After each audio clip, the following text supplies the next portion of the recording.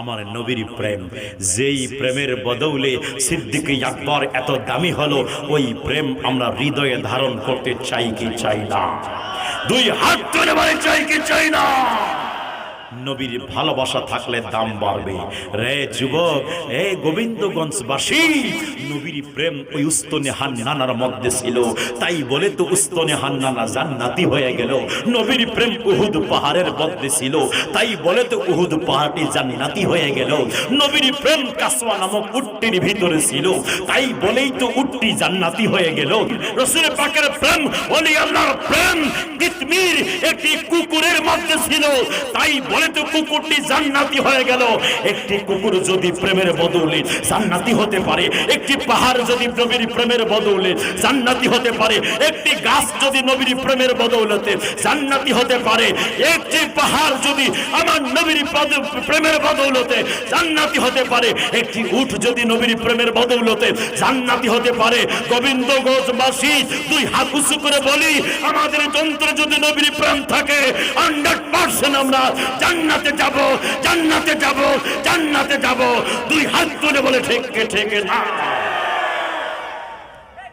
এই প্রেম নিয়ে থাকবেন, এই প্রেম নিয়ে বাঁচবেন। কে কি বলুক, আমার শোনার টাইম নাই। কথা বলেন ঠিক কি না? কে কি বলুক, আমার শোনার টাইম নাই। কে কি বলুক, আমার দেখার টাইম নাই। কে কি বলুক, আমার বুঝার টাইম নাই।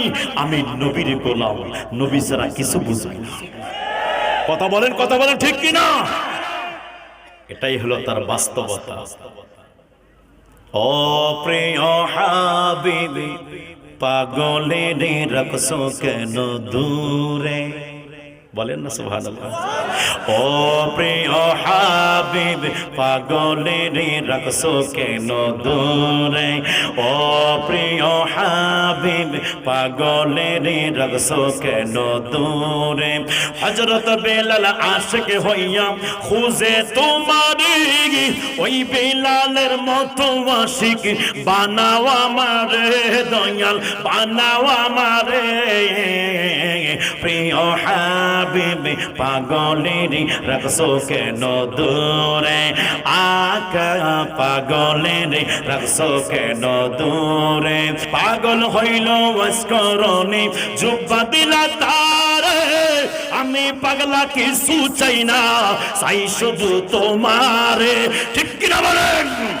পাগল ছিল ওয়াসকরণী, জুব্বা দিলা তারে। আমি পাগলা কিছু চাই না, চাই যে শুধু তোমার। প্রিয় হাবিবে, পাগলের রাখছো কেন দূরে? আকা পাগলের রাখছো কেন দূরে? একটা জবান বন্ধ রাখবেন না, চিৎকার করে বলেন ইয়া রাসূলুল্লাহ। বাস এই প্রেমের বদৌলেই হযরতে ওয়াসআল করণী জুব্বা পেয়েছেন।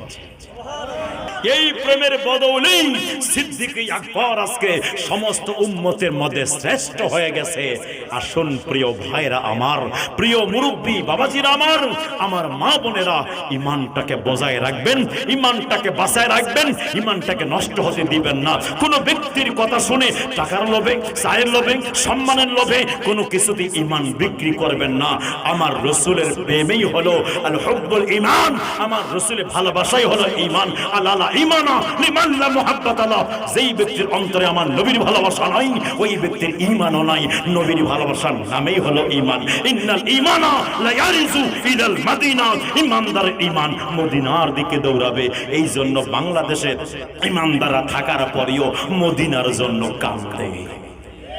কথা বলেন ঠিক কি না? এইটাই হলো পরিচয়। যারা মদিনা মদিনা করবে, যারা নবী নবী করবে, তাকে পাগল বলিয়েন না, তাকে ভণ্ড বলিয়েন না, তাকে কোনো কিছু বলিয়েন না। তার প্রেমে একবার তাকাও, তার অন্তরে একবার তল্লাশি নাও, তাকে একটু সার্চ করে দেখো না, দেখো তার হৃদয়ের মধ্যে ইশকে রাসূল পাওয়া যাবে। যেই ইশকে রাসূলের কারণে উস্তুনে হান্নানা এত বড় সম্মান পেয়েছে, উস্তুনে হান্নানা রিয়াজুল জান্নার মধ্যে জায়গা পেয়েছে। যেই ইশকে রাসূলের বদৌলতে আমার নবীর পাশে সিদ্দিক আকবরের জায়গা হয়েছে, এটা ইশকের জন্য হয়েছে, টাকার জোরে হয় নাই, ক্ষমতার জোরে হয় নাই, দাপটের জোরে হয় নাই, এলেমের জোরে হয় নাই, একমাত্র আমার নবীর প্রেমের হয়েছে। কথা বলেন ঠিক কি ঠিক না? আল্লাহ আমাদের সকলকে কবুল করুন। সকলে বলে আমিন। ও সমস্ত বক্তব্য এখানে শেষ করে দিচ্ছি। আল্লাহ যদি কোনো সময় হায়াতে রাখে বলার চেষ্টা করতাম। আসসালামু আলাইকুম ওয়া রাহমাতুল্লাহ।